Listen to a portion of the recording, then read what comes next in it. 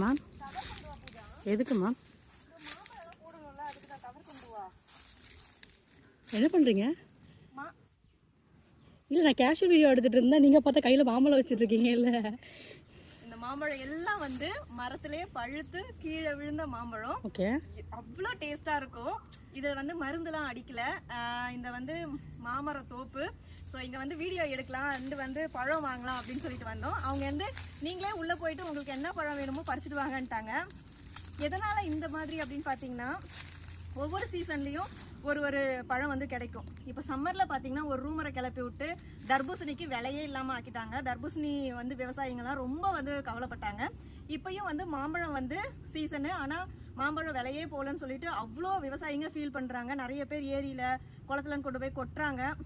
கிலோவே 8 ரூபாய்க்கு தான் போகுது அப்படிங்கிற மாதிரி கேள்விப்பட்டேன். இங்கே பார்த்தீங்கன்னா மரத்தில் அப்படியே விட்டாங்க. பழுத்து அவ்வளோ பழம் வந்து வேஸ்ட்டாக கீழே கொட்டி கிடக்குது. அணில் கடிச்சது அது இதுன்னு அப்படியே கொட்டி கிடக்குது. ஸோ இந்த மாதிரி விவசாயிங்களுக்கு வந்து சப்போர்ட் பண்ணுங்க.